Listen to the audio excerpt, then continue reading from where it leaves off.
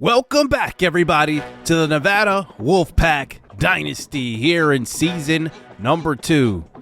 We are 6-2 right now, and we are 4-0 in conference play. We went 2-2 in non-conference play for the second straight year in a row, but this team is set up here to have a great finish to the season, and today we will have a triple header episode going up against NIU, San Jose State, and Hawaii before our rivalry game versus UNLV.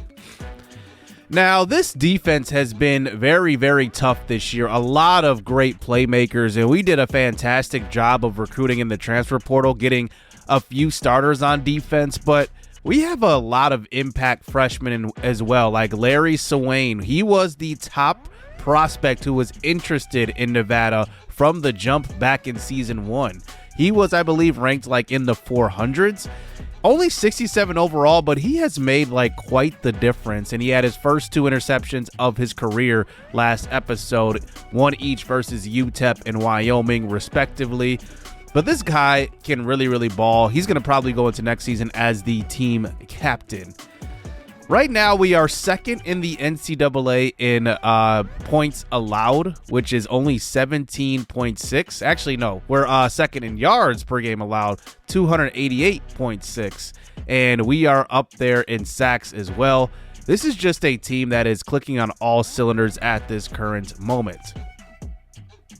Now, we do have some walk-ons, and I am revealing this a little late, but we do have some walk-ons here in season number 2. Now, if you don't know what I'm talking about, in my community tab every year, I do post to see if anybody wants to be in this series, and how I kind of do it is that if there is a player that does not get an animation, let's just say a player that I am recruiting through high school all season long and they don't commit until signing day in the offseason, those guys end up being walk-ons.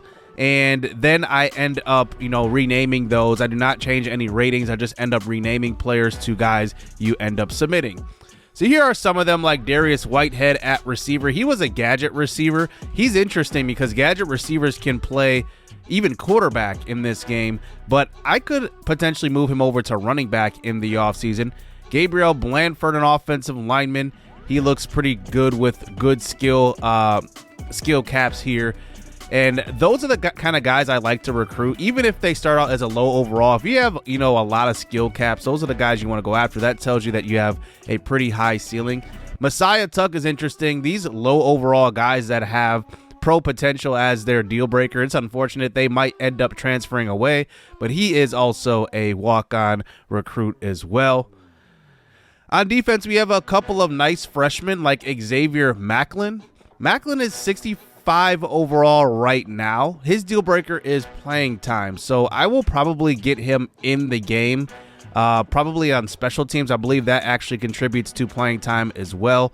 But looking at, what he can do well, he has good quickness right now with 80 speed, and we're going to be losing a few linebackers in the offseason, including Russell Davis, who I do want to replace. But we have a couple of recruits on our board that hopefully can contribute to that replacement.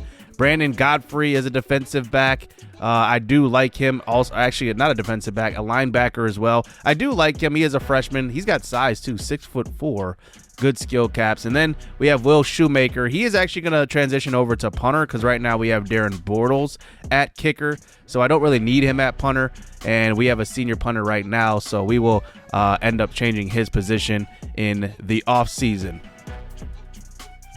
So looking at, how our team is doing and what we're recruiting here, I definitely want to keep this defense up. As you can see, we are second in sacks, but I want to focus a little bit on offense here in the recruiting portion of this episode. We have a couple of guys on offense that could be looking to transfer, and they are mostly at quarterback right now, and it's Enrique D'Amico. D'Amico is interesting because he is, I think, a generational 3-star quarterback. Like, I have not seen a quarterback that came in at 79 overall right away at all in this game, and he is amazing. I looked at the rankings on where he does rank as far as quarterbacks in the game as freshmen, and he is literally the 4th highest rated quarterback as a true freshman, which is pretty crazy. And we ended up finding him, and he wasn't even being heavily recruited too.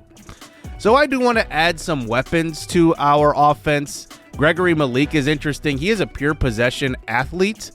And right now, I think that he is set up to be a tight end. So I'm going to move him up the board. I'm also going to move some offensive linemen up a little bit just so that I don't lose track of them. Philip Udo is interesting, but he is very, very close to a commitment. And we are probably going to officially give up recruiting him because he is from Washington. His deal breaker is proximity to home, and Washington is the #1 school. It just makes a lot of sense. So we will just let go of him and then redistribute those points. We do have some guys down on our board like Trevor Cantwell. And now these guys are interesting because raw strength is like one of the worst archetypes you can have as an offensive lineman, mainly because it costs so much to upgrade those guys. But I do want to get them in the door if they have a deal breaker of proximity to home, which Cantwell does have. Let's talk about a guy like Jason Etling. He's from Alabama, but that playing time at A- is just very interesting. You know, I was watching a couple of videos on recruiting and trying to get familiar with everything that goes on, that things that I miss. Playing time is something to keep your eye on because if a guy has like A-, A, or A+ playing time, they're probably going to come in rated higher than a lot of guys on your current roster. Take, for instance, Landon Torrance, A+ playing time. So there is a possibility he's going to come in with a higher overall to start out right away. So I'm going to go after him. He is a boundary archetype cornerback, which I don't think I have any boundary archetypes right now. So I'm actually interested to see what he's going to look like. I end up just scouting him just a little bit here, and it only reveals his acceleration. Around the league, though, around the NCAA, I want to see, where these top recruits are going to commit to. And it's funny because now with the transfer portal, it's not like these guys are going to stick around at these schools long term. But I always keep tabs on some of these guys to see like if they do eventually hit the transfer portal. This would be the first off season coming up that we would be able to recruit any, recruits that were here or committing to any major schools that want to transfer out, maybe come to a smaller school. So I do keep my tabs on them. But it looks like Clemson early on is getting a lot of recruits. And remember, back in season 1, Clemson won our national championship in this world. So we'll see if that actually keeps up here in this season. But the funny thing is Dabo Swinney ended up going to Alabama despite winning the national championship at Clemson. So just very, very interesting development here in this series. So we are right now on top of the Mountain West Conference, 6-2 overall, 4-0 in conference. The only undefeated team in conference, by the way. UNLV is 7-1 at this point. I'm guessing that they could be close to being ranked, but I guess we'll have to see. But we face NIU first here in this triple header episode. They've had a couple of interesting games where they got blown out by Texas A&M. No surprise there, 52-6. Then they got blown out by Hawai'i, and they gave up 63 points in that game. So this is just an interesting NIU team. They are a top 4 team right now in our conference, but I think that if we take advantage of, how our defense is playing at this point, we could even blow them out. We've already shown that we can blow out teams where we did to Air Force. So it's possible we could do it again. So here we go. Let's hop into this triple header episode. And we are at home for this first game versus NIU. This is the first game we are playing them since they have joined the Mountain West. Here in the first quarter, here is Nate Burleson with a nice RPO catch on the bubble, and that is going to be a first down. Burleson has really been our lead receiver this entire year as far as yards, and he led us last year as well. Here is a throw across the middle. That is Cooper Flanagan, and he is leading us in touchdowns so far this year, and he leads all tight ends in the country. Here's another throw to him, and that's another catch, and look at the speed to the outside, pushed out of bounds at about the 3-yard line, and now it is goal to go. They send a lot of pressure. D'Amico gets hit, and it's a touchdown, and that is Marquise Ashley, the senior wide receiver, playing a lot of slot this season, and he scores on the opening possession here for Nevada. On to the second quarter now. Here is Flanagan with the catch and run, and he just continues to get open, and that's one of the things that have really shaped our offense as well. Here he is again, and this is the speed also. Like, he has some really great athleticism. D'Amico finds him. That's an easy pitch and catch. Read option now for D'Amico. Look at the blocks downfield. D'Amico cuts inside and gets tackled at about the 12, 11-yard line, and it is a first down run for him. Man, it's going to be something if he ends up transferring away. But, man, he is fun to play with. D'Amico play action, throwing to an open tight end. This time it's Riley Langley, the junior walk-on. He was a sophomore last year. We got him some playing time, and he has really been a really good target for us as a backup tight end. He's got 3 touchdowns on the year, by the way. Now towards the end of the first half, it's still a shutout here for the NIU offense, but here is D'Amico taking off and using his legs today. Not something you see from him too often, but he can definitely move when he has got space in front of him. Here's D'Amico now buying some time, throwing on the run, and he's got Mike Bandy, the true freshman. Bandy inside the 15-yard line. And Bandy continues to impress here in his freshman season. D'Amico now this time throwing to the end zone looking for Burleson. Out of bounds though, but we will have a nice field goal here. This one from about 33 yards, and it does knock off of the uprights. And it's 17-0 as we go into the fourth quarter. Still pitching a shutout. Here is Bandy across the middle, and he will score. That's just an excellent throw that time by Enrique D'Amico. A nice dig route. Bandy does his thing, 6'5", big target. In Nevada, just in full control in this game. We actually ended up playing the moments in this one, and these are one of the few moments we have gotten because their offense could not do anything as Sam Horn finally throws his first touchdown of the game, this time to Partridge. And they do score, but now late in the game on one more possession, it's now a 4th and 4. Pressure on the quarterback, and a quick throw out to the tailback will result in a turnover on downs. And Nevada wins this one pretty easily versus a top 4 conference team at this point. And Mike Bandy with a nice touchdown late. And this is great. This is great football right here. The way we're playing on defense is just setting up the offense to just be efficient. Really try everything in the playbook. We're not rushing. We're playing, solid, just sound football. The only thing that I would say is that we did run the football okay in this game, but consistency at the running back position has really, really been a struggle for us. But hopefully we get going there with our run game towards the next 3 games down the stretch of this season. So now we go into our second game of this triple header episode. This time it's San Jose State.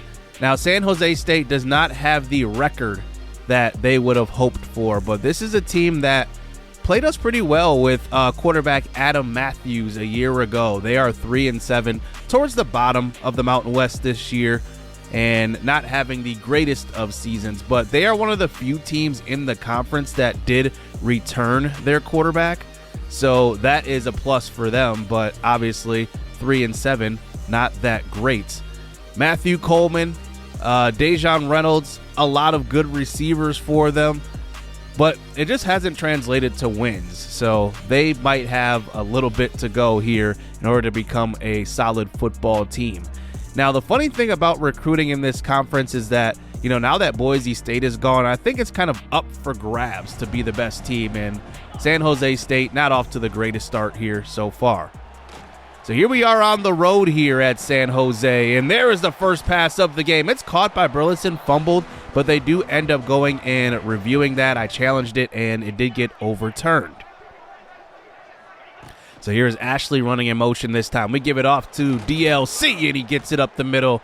Really like that nickname, DLC, picking up a gain of 8. D'Amico now, a little play action, throwing to left side. That's going to be caught on the RPO. It is Burleson with another catch and another first down. Our receivers, we really have found out what they all do well, and it's been fun to see them develop together. Here's a throw to the right side. Wide open Marshawn Brown. You forget about Marshawn Brown in this offense. He's not the biggest contributor, but he just does his job well. They send pressure again. Here's a throw to left side. Intercepted, looking for DLC. He doesn't get his head turned around and just keeps running, and it's intercepted. The defender just happened to be right in the area, and it's a turnover here for Nevada. So here they go back on offense for the first time. Here is Vilami Teu who picks up the first down on that one.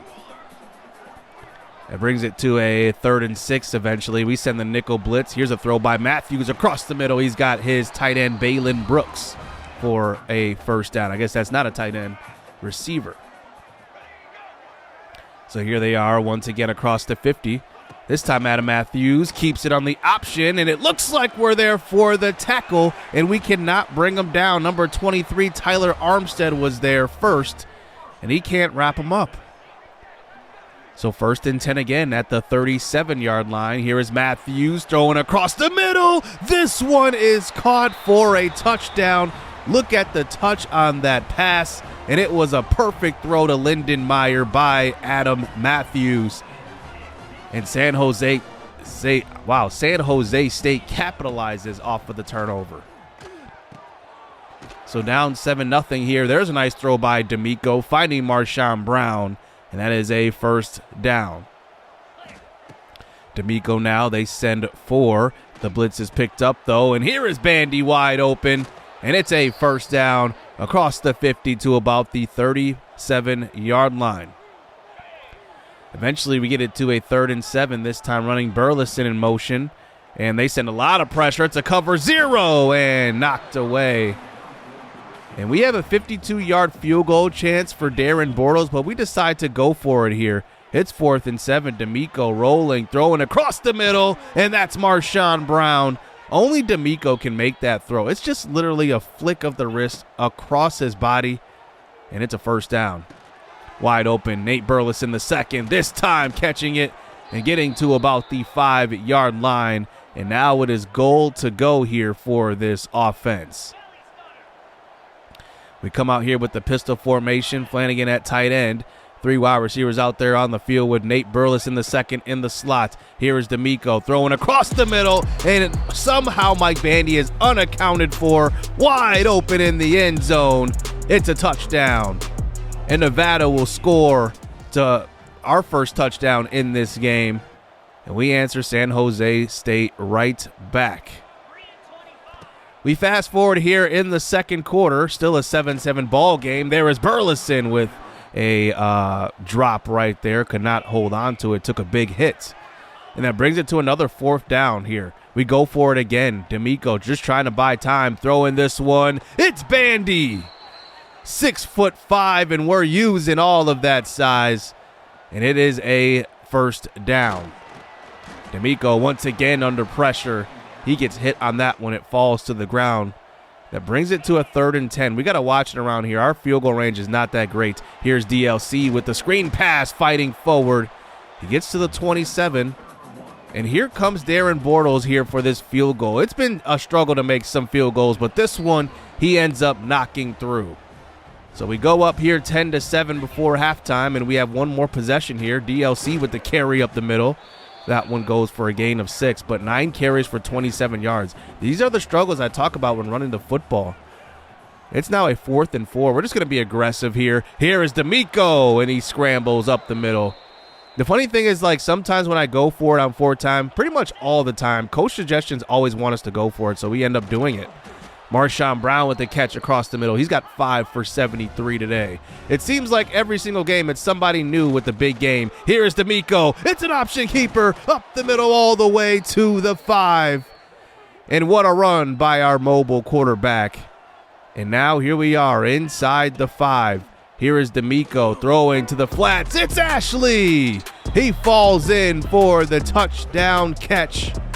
And Marquise Ashley, the senior, another guy we're going to have to replace on this offense. He's really been that 4th wide receiver in our room, but he gets on the field quite a bit. So now we fast forward to the fourth quarter, now up by 6. Here's DLC with a draw play, and he gets to about the 38-yard line. Here's a throw to the right side. This one, it's DLC again, but the halfback screen is covered.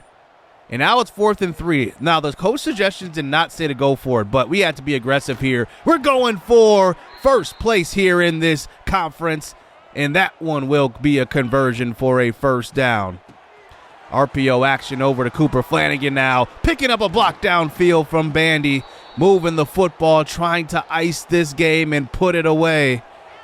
We need a touchdown here. Play action this time. Over to Flanagan. Flanagan's got room. And he picks up 6.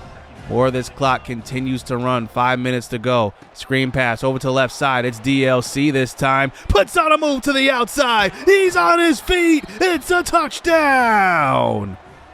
What a move by DLC. And this is the type of kind of wiggle to his game that I have not seen. And what I've been waiting for, to be honest with you, that shiftiness. Now up by 12, we go for 2, and Flanagan is in. It's a 14-point game, and that should do it here as long as our defense plays good football here on these last couple of possessions. Here's a handoff this time, and a nice stop on a 4th down, and we come up with the stop here. Now a minute 21 to go. It's another 4th and 5 this time. Adam Matthews, this time he picks it up, though, with the scramble. He picks up a gain of 8. And now another 4th and 16 down the stretch here at the 25. A short throw out to the tailback, and I have no idea why he threw it that much shorter than the first down sticks. And we end up winning this one 28-14. Nevada holds on for a great victory here. And we just keep winning. Undefeated in conference play this year. We knew this conference would be wide open, seeing that Boise State moved on in the conference to the Pac-12. But who knows? Whatever happens this season, we could possibly even get promoted to a bigger conference, probably the Pac-12. Enrique D'Amico continues to impress despite 2 interceptions, 3 touchdowns. He's thrown 3 touchdowns in almost every single game this year. I think there's only been like 1 game that he hasn't thrown 3 touchdowns so far this year. And he's just going to get better. He's a true freshman with great skill caps too. So it's going to be fun to see him develop here in this series. But I just like the versatility of this offense. I love the versatility of this defense. We have a lot of different guys that are getting out to the quarterback, that are scoring touchdowns. It's just a lot of fun to watch.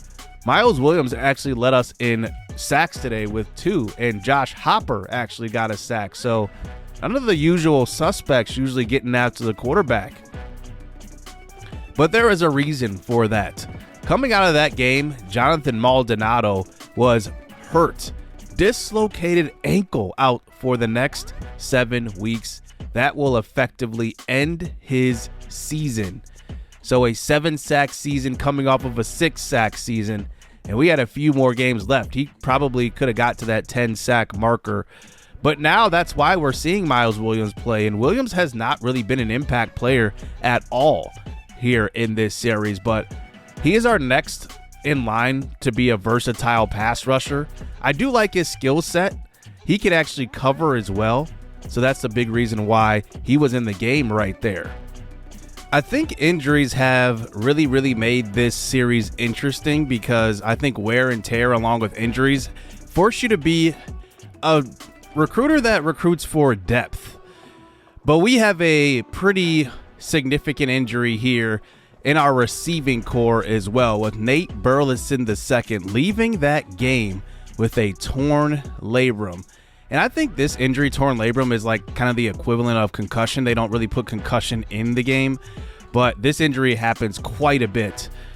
And looking at his numbers, he's out for the next 4 weeks, and he is kind of the equivalent of what we saw last year's in the version of Nate Burleson II. So I think we could be looking at unredshirting a couple of guys here, maybe one of those receivers that we have. I guess we'll have to see how our receiving core ends up playing. But I think that, that's going to be something that we do have to monitor, with these injuries. Who are we going to redshirt? Who are we going to end up playing in place of these guys? Our offensive line is actually healthy for the first time this year, and that's something that we haven't really had so far in this series. But for the first time in this series, we are ranked. I don't actually know how this happened as an 8-2 Mountain West Conference team. We don't have the weakest conference in the game, but we're also not even close to the best. And I'm looking at UNLV, and they actually were ranked this previous week, and they ended up losing to Cal. So they were actually ranked ahead of us, and we had the better conference record, which was very interesting.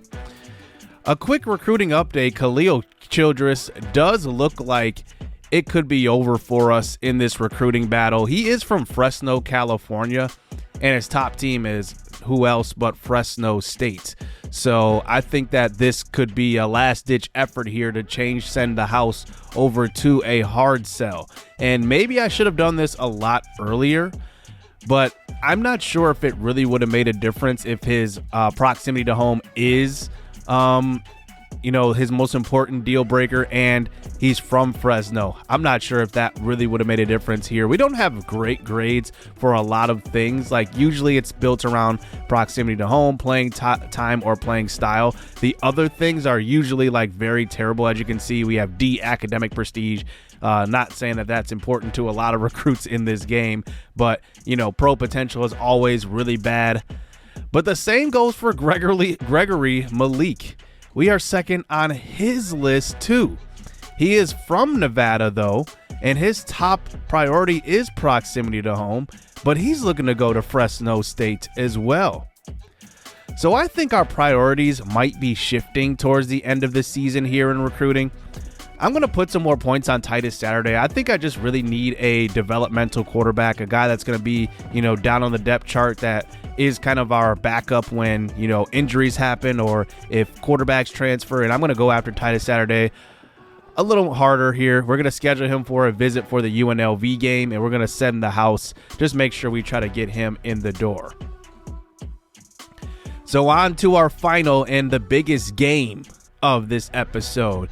It's the Hawai'i matchup, and I think that this is a big game for a couple of reasons, because right now with the win, we will clinch a spot in the Mountain West Conference Championship. With the loss, that UNLV game becomes a very big matchup during that last week of the season, and depending on if UNLV and we both win, there is a scenario where we play UNLV for 2 straight weeks, the last week and the conference championship. So Hawai'i made the conference championship last year. They definitely want to get back, and this time they wouldn't have to face Boise State. But today they will face Nevada ranked for the first time ever, and we'll see if we can capitalize off of this win streak. We have won 7 straight games here entering the last game of the season, and here is Hawai'i, who will start out on defense. They have a high-powered offense, and we'll see if we can hold them off today. The first play of the game will go to DLC, and he is stopped. Just something we've struggled with so far this year. 3rd and 10 now. Here's a throw. D'Amico sidearms it to the right side. Marquise Ashley, the senior slot receiver, will be missed after this season. He has been tremendous for us. He's going to have to fill some pretty big shoes as Nate Burleson is out. And there is Marshawn Brown, the junior wide receiver. He gets the diving catch. Handoff this time to DLC. That hole closes quickly.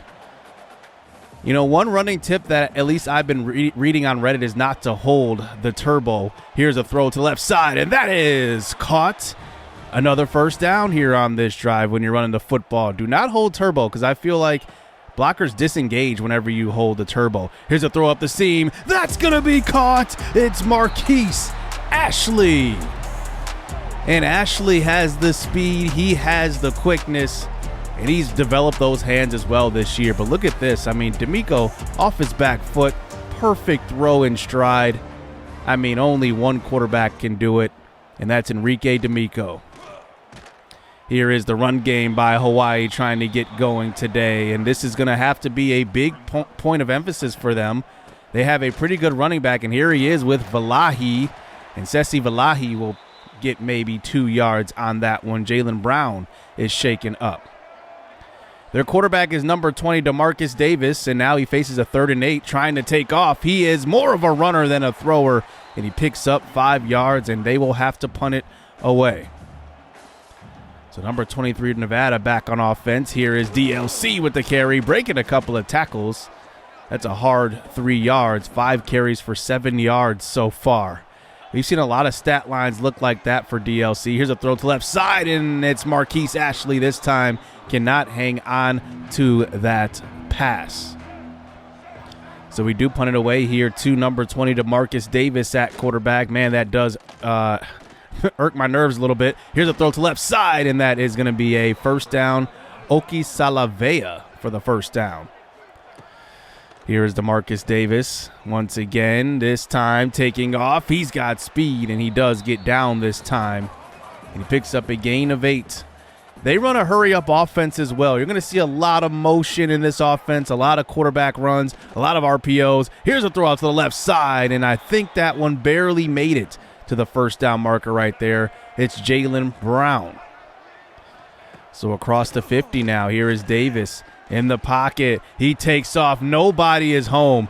A lot of crossing routes in this offense. They're going to free up a lot of space in the middle of the field, trying to confuse the defense. DeMarcus Davis is going to use his legs too. He takes off again, but throws at the last second, and that one is knocked away. It's number 33, Josiah Persinger, who's been shaken up a couple of weeks here in this season. Makes the play right there. They bring in the kicker here to knock this one through, and it's going to be wide to the right.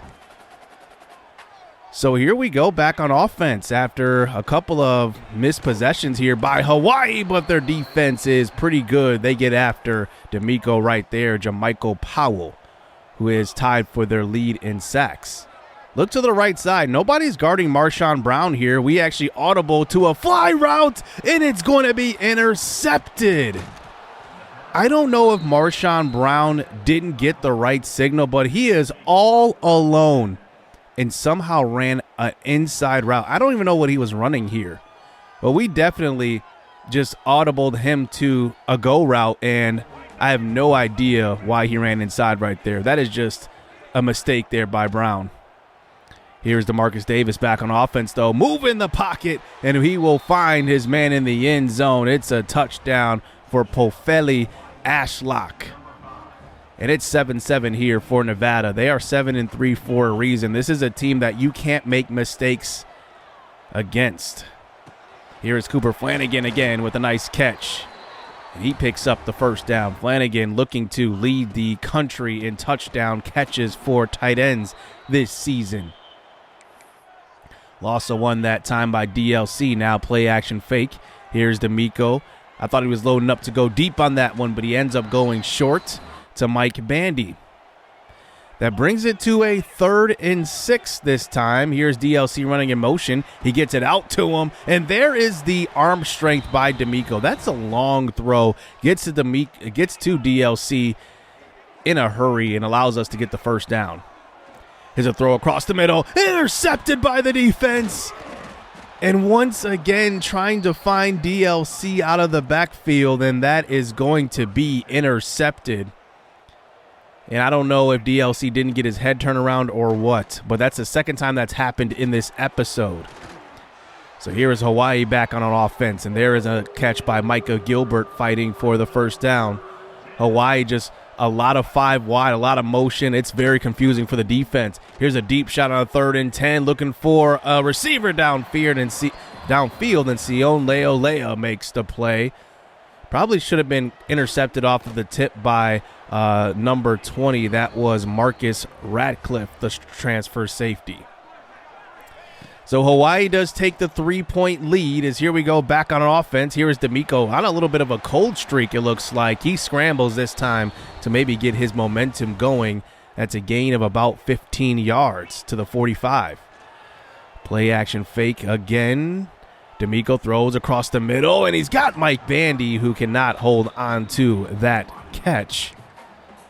And now this drive continues here. It's a 3rd and 10. Pressure right away from Hawai'i. And that ball is thrown right into the ground. I don't even understand how they get in untouched like that. So here is Hawai'i back on offense. There's a quick slant right there.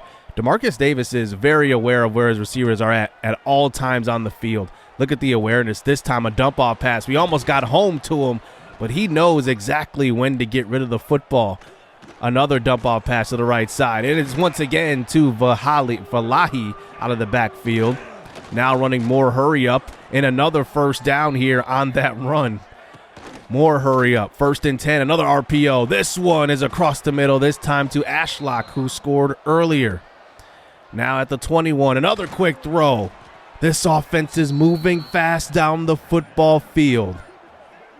They get it to the 15-yard line here. We finally run a little stunt this time, and we will get home. It's Amir Broussard, the sophomore defensive tackle. He's been a lot of fun to play with these last 2 years. 3rd and 18. They elect to run the football, just getting it to the middle of the field for their kicker. And they will actually bring him in, and this time he's going to knock this one through. So he is 2 of 3 on field goals today. So here we go. About 40 seconds to go in the first half. Here's a throw across the middle, and D'Amico finds Cooper Flanagan. That had to be thrown on his back shoulder and a little bit high, and it's a first down. Perfect throw by D'Amico. So here he is throwing across the middle. This time it's Ashley, a little bit behind Ashley this time, but it is going to be enough for a first down. So 17 seconds to go. Design rollout this time, and D'Amico throws it, and it's a wide open Cooper Flanagan, the one guy you don't want to leave wide open on this offense. 1st and goal now. Here is D'Amico throwing. It's a man. It's open. Ashley in the end zone for the touchdown. And how about that last 1 minute drive by the Nevada offense? Enrique D'Amico just finds a way. It seems like even when he's throwing turnovers, like he does not lose confidence at all. So 14-13 going into halftime as Hawai'i starts out with possession. There is a nice start to this drive as Demarcus Davis finds his man on another RPO. They run a lot of RPOs in this offense. Davis now running a man in motion, this time getting rid of it, and it's going to be caught. It's Jaylen Brown.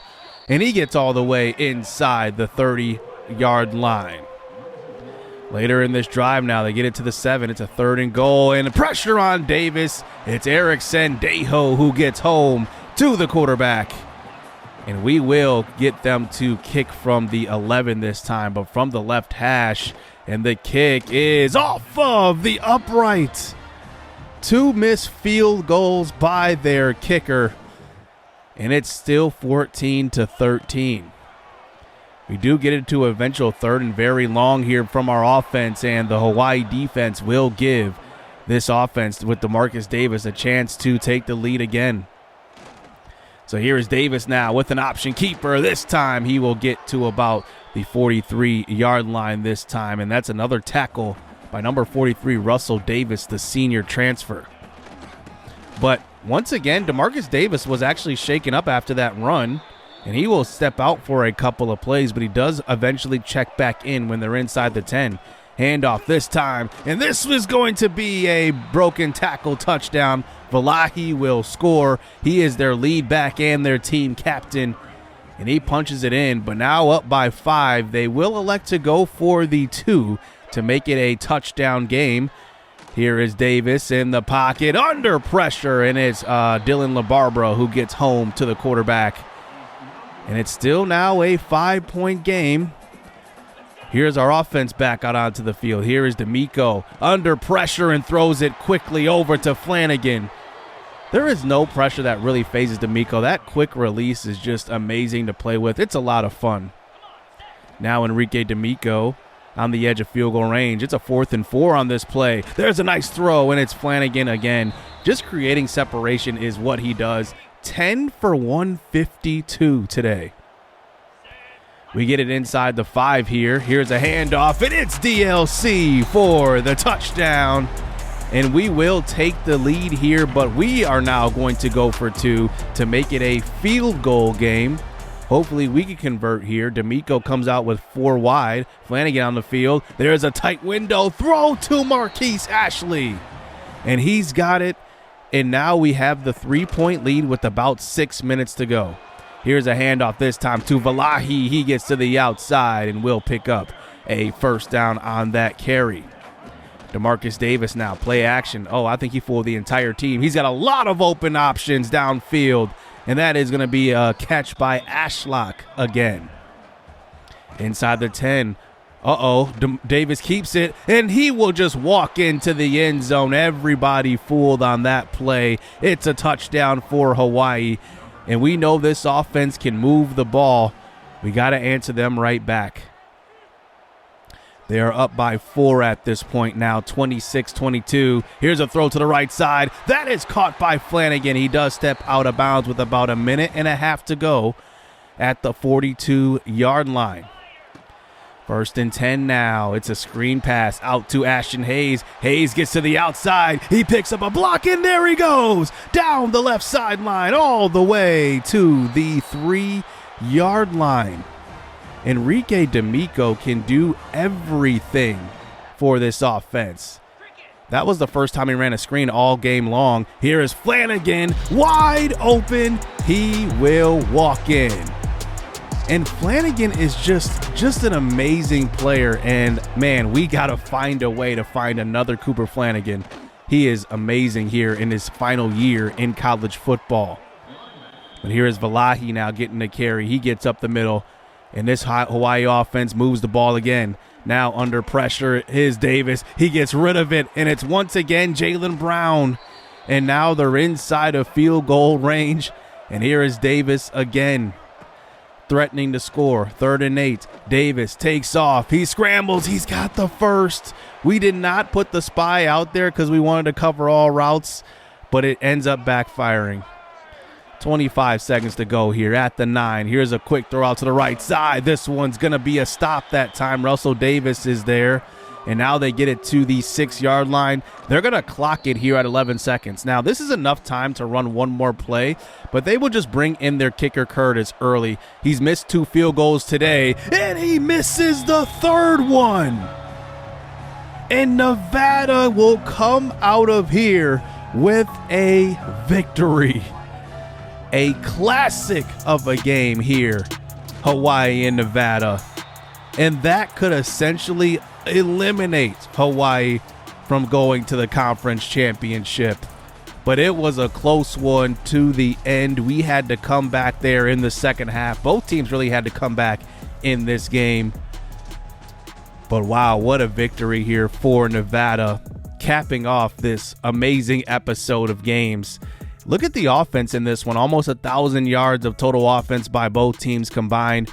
Both teams threw the football well, and it didn't even seem like Hawaii was really even taking any downfield shots. It was just like the crossing routes, the constant motion, the RPOs. It was just a lot of fun to actually face them in this game. But our defense held on. We made plays when we needed to. We didn't really get too many sacks today on DeMarcus Davis, but he was really good. Cooper Flanagan, 13 for 193. Even Marquise Ashley, 5 for 91 and 2 touchdowns. Like, those two guys really carried the load here for the offense today. And Enrique D'Amico definitely delivered the football well. How about Russell Davis with 29 total tackles in this game? 19 assisted, 10 solo. That's ridiculous. He also had 4 TFLs as well. We did end up actually getting 4 sacks. I didn't really feel the sacks in this game, though. I think Sendejo had a big one, but besides that, like, there wasn't many impact sacks. But Russell Davis II does end up getting Mountain West Conference Defensive Player of the Week, and Cooper Flanagan wins Offensive Player of the Week. So we get our first win as a ranked team, but we do have some sad news here. Khalil Childress does officially commit to Fresno State, so we will actually be looking for another middle linebacker to replace what we see in Russell Davis because he's really been like the Will and the Sam this year, to be honest with you, and he's been like very, very strong there. We also play him at sub linebacker, so I think we definitely just got to see if we can find somebody maybe in the portal again to replace him. But we are 9-2 overall, and Hawaii still actually sits there in that number 2 slot in the conference. So depending on how they do in their final game, we could end up facing them in the conference championship, and that would be an epic rematch. It definitely depends on what's going to happen this last week, because we play UNLV. They are 5-2 as well. So we'll see what happens in this final episode in the regular season.